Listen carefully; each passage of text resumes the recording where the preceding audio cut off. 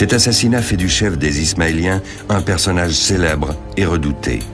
On prétend que le nom du meurtrier et celui de sa victime étaient gravés sur des tablettes. Il y en aurait des centaines. À peine 1/10 ont cependant été retrouvés.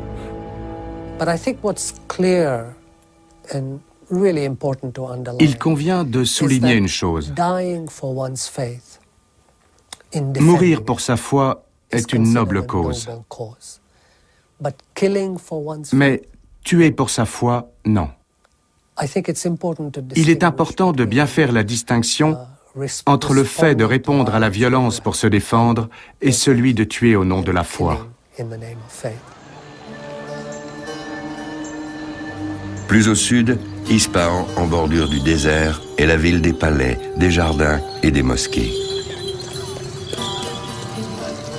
Capitale du souverain Seldjoukide, elle est aussi le foyer d'une importante communauté ismaélienne.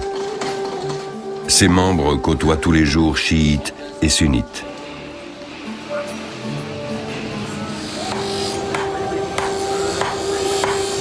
Dans cette société, le fossé entre l'élite et la population se creuse de jour en jour. Ouvriers et artisans apprécient particulièrement l'entourage de la communauté ismaélienne. Les daïs les aident au quotidien tout en défendant leurs intérêts. Une forteresse voisine aux portes de la ville leur sert de refuge. Le daï d'Ispahan a conquis en un tour de main l'ancienne garnison des Seldjoukides.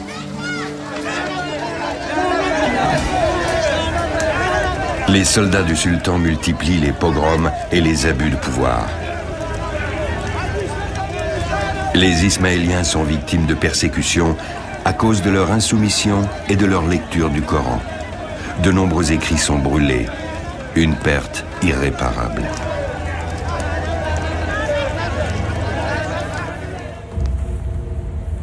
Face aux exactions du gouvernement, Alamout va déclencher la riposte. Le mode d'action est toujours identique. Hassan désigne un fédavier pour un voyage sans retour. Une fois arrivé à destination, le volontaire doit d'abord se mêler à la population sans attirer l'attention. L'exécution d'une mission peut prendre des mois. Cette mission est toujours la même, l'assassinat d'une figure clé du camp adverse. Les hommes de Hassan sont parfaitement entraînés, ils connaissent toutes les ficelles du métier. Souvent, l'assassin prend une nouvelle identité. Son anonymat est total. Ses compagnons ignorent les desseins de cette présence discrète qui reste concentrée sur son objectif.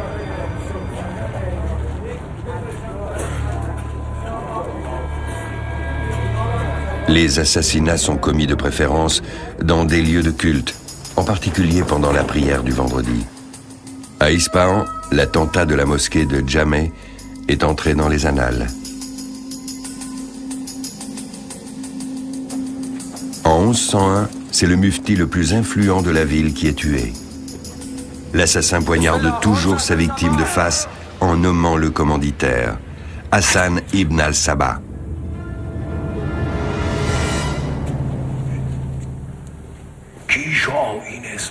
Contrairement à une idée répandue, le seigneur d'Alamout n'a jamais forcé ses fidèles à commettre les crimes en son nom. Il ne frappe pas non plus au hasard. Ses fédaviers reçoivent des instructions précises. Leurs cibles ne sont jamais des civils, uniquement des responsables politiques.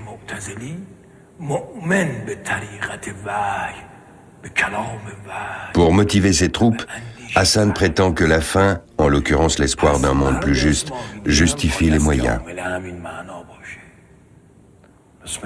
On sait peu de choses sur la vie quotidienne à l'intérieur de la forteresse, si ce n'est l'existence d'un règlement draconien qui s'applique à tous sans exception. L'indulgence et la clémence n'ont pas cours. Il était aussi sévère avec ses amis qu'avec ses ennemis.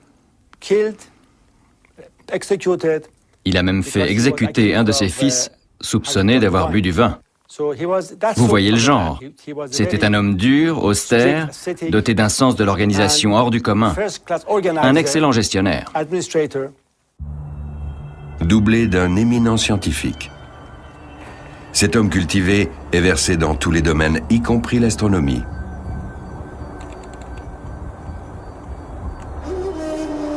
On dit que pendant les 34 ans où il habita à Alamout, il ne sortit que 2 fois de sa cellule pour observer les étoiles.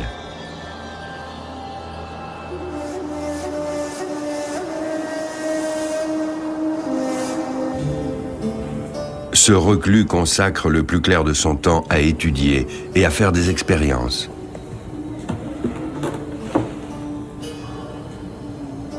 Il fabrique des remèdes naturels selon différentes recettes.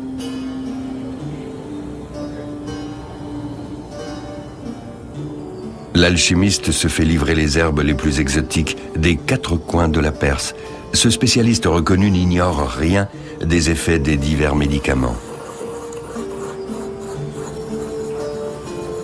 Selon toute vraisemblance, il connaît aussi les plantes aux vertus enivrantes, dont on dit qu'il extrait des drogues à l'usage de ses disciples.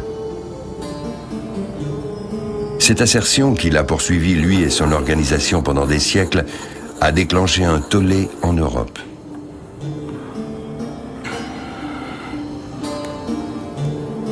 Quoi qu'il en soit, Hassan ne dévie pas de sa ligne politique. Pour harceler le pouvoir, il a besoin d'un vaste réseau d'alliés, y compris hors des frontières. En 1102, il envoie des émissaires dans la lointaine Syrie pour y établir une nouvelle base.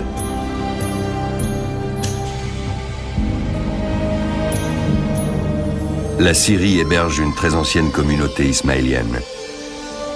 Les envoyés se rendent tout d'abord à Alep, dans le nord du pays. Surplombant la ville, l'imposante citadelle est visible de loin. C'est ici que réside le puissant émir Rodovan, qui règne sur cet important centre de commerce et les terres alentours.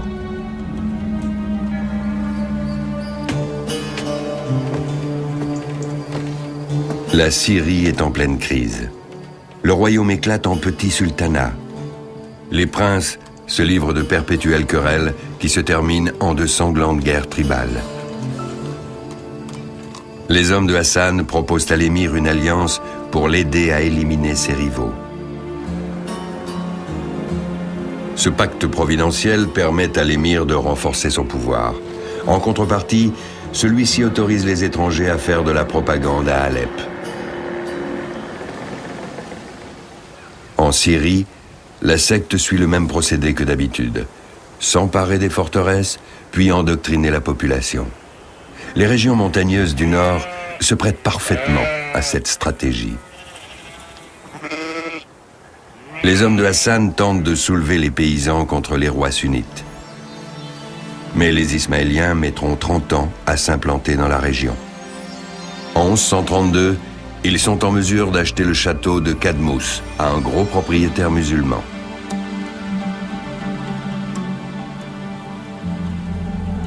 D'autres suivront. La tactique habituelle de la secte fonctionne également en Syrie. S'installer, se retrancher, puis attaquer. Les assassins postent aux endroits névralgiques d'importantes unités de commando. Ils réussissent leur plus grand coup à Masyaf, non loin du Krak des Chevaliers, une forteresse croisée. Après avoir chassé le gouverneur, un homme riche et puissant, ils font de Masyaf leur quartier général.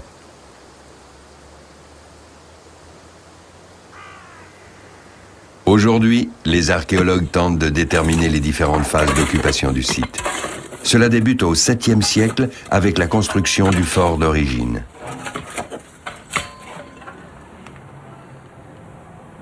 Les différents styles et matériaux doivent être inventoriés dans les moindres détails.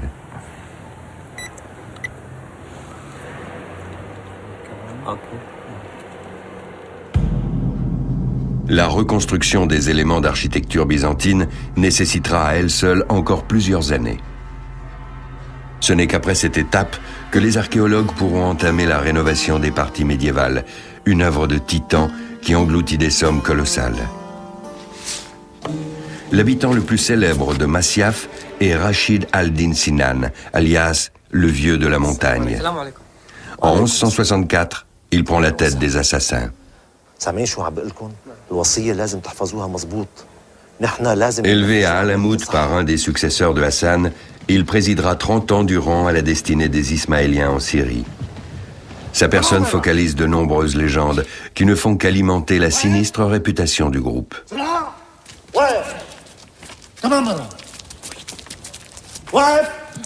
Ainsi, on dit qu'il aurait entraîné ses hommes pour en faire des tueurs imprévisibles. Il aurait même exigé d'eux qu'ils renient certaines lois du Coran. Il instaure un règne de terreur sans limite. Il entretient une peur continuelle auprès des souverains. Nul ne sait quand et où il frappera la prochaine fois. Tels des ombres silencieuses, les assassins s'introduisent jusque dans les chambres à coucher. Ils ne tuent pas toujours. Parfois, ils déposent un pain chaud ou un poignard sur l'oreiller en guise de dernier avertissement et laissent la certitude que nul ne peut échapper à la volonté du Seigneur de la montagne. C'était quasiment une principauté.